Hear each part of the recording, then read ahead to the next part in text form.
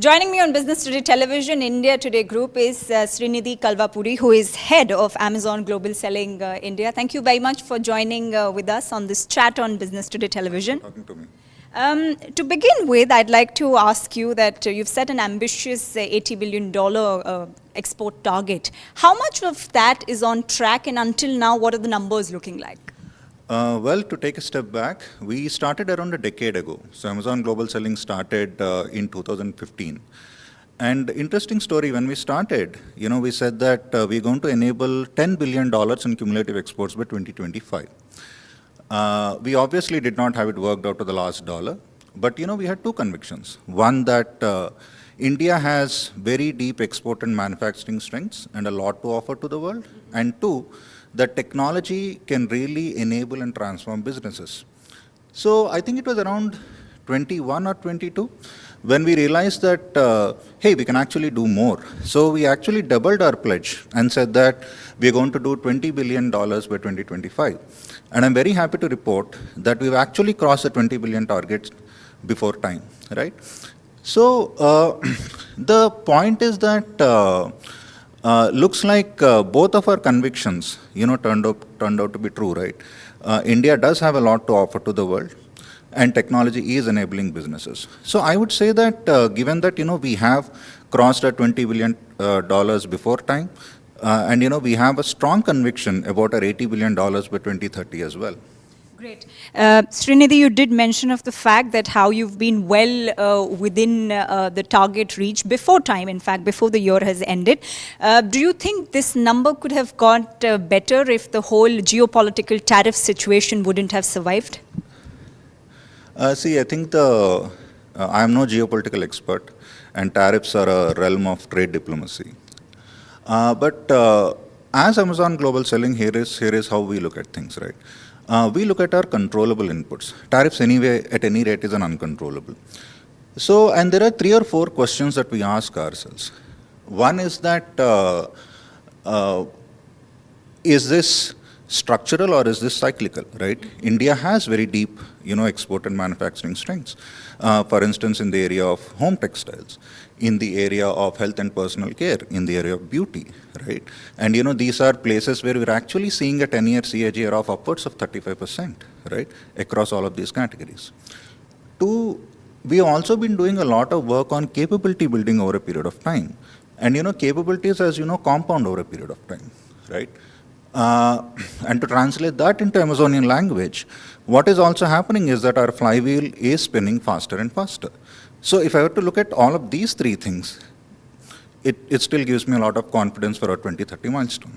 Okay, great. You did mention that in 2015, it was a journey that started with 100 sellers. Yes. What is the number right now? And tell me a bit on which sectors have been doing really well when it comes to exports. Yeah, so right now our number is upwards of around 2 lakh sellers.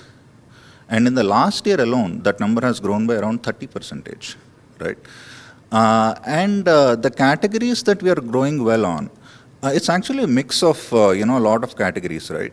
One is the India traditional export strengths, which is home textiles, apparel, home decor. These are areas which continue to do well. A 10-year CAGR of, as I said, about upwards of 35%. Then there is also a lot of these new age D2C brands doing particularly well in the area of educational STEM toys, in beauty, in health and personal care. Again, categories that are growing upwards of almost 45%, right? And what is very interesting is that this is not a metro alone phenomena, right? I mean, this is something that has spread to tier 2 and tier 3 towns. We are actually present, our sellers, are actually now from almost 200 plus cities across the country, right? And, we have exporters from places like Tirupur, Karur, Moradabad, from Badohi, right? From Panipat, and, places like that. So what we're actually seeing is that it is a secular phenomena, in terms of categories and in terms of towns, in terms of the overall participation. And very evidently, you've mentioned of the tier 2, tier 3 cities that have been doing well, but evidently there is also a hype about the made in India products. Yeah, absolutely right. I mean, I think that taking a step back, exports has always been recognized as, one of the key engines for economic growth, right? And within that, e-commerce exports is actually, also contributing to that engine of growth, right? Because e-commerce exports is a relatively new phenomena in the country. It's only 10 years old now. And what we are very glad to see that, that is something that now seems to be becoming a key, growth driver. So I think you're absolutely right. I think this fits in perfectly well with Made in India, with the Viksit Bharat by 2047 that, the government of India has also in mind. So yes, we do believe that it is a key driver for economic growth, and I think it's very good for India. Would it be optimistic to say that the $80 billion goal could also be well achieved before the 2030 target? Because, if we look at 20 billion already done, November is not yet here. It's a festive season, it's wedding season. A lot of orders could be expected further. Well, we would certainly hope so.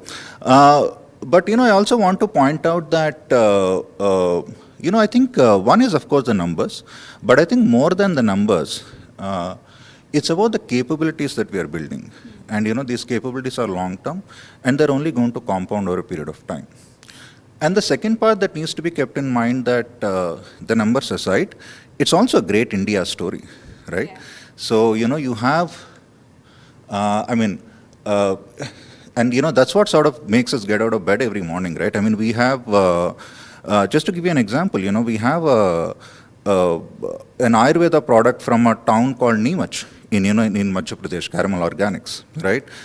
We have people from Tirupur, from Muradabad, from across. So I think that one, of course, is the numbers, and we do hope that, we're going to achieve it before time.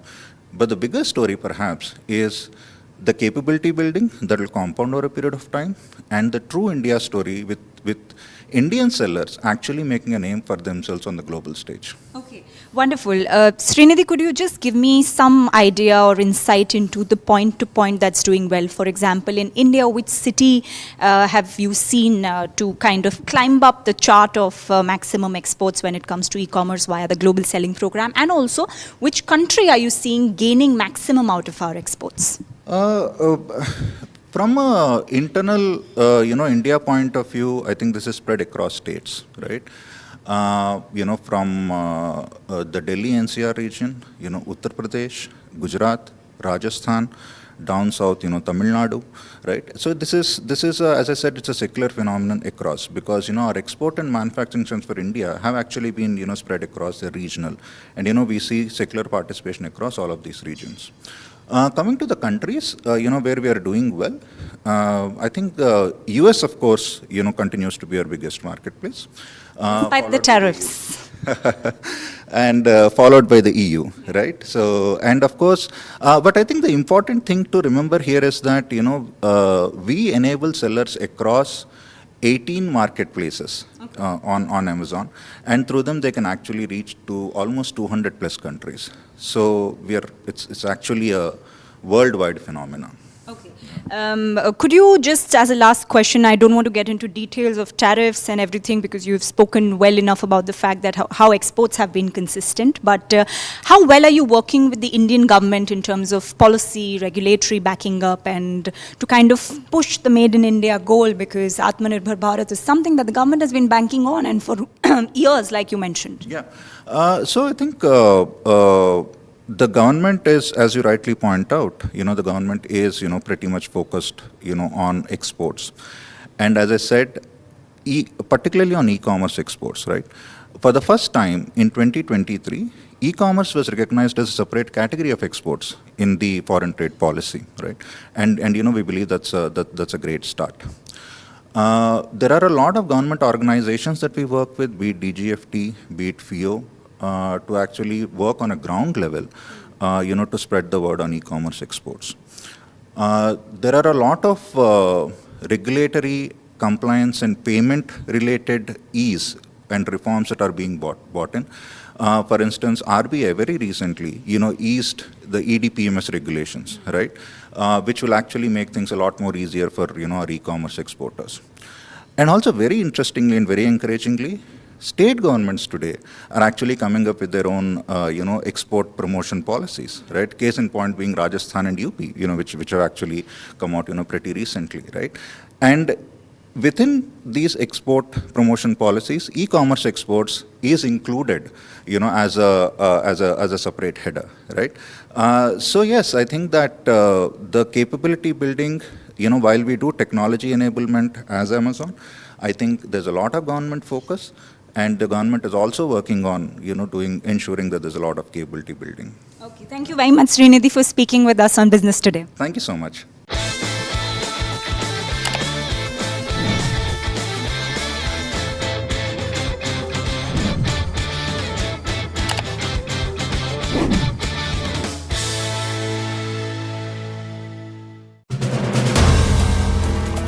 If you like the video, do like, comment, share and subscribe.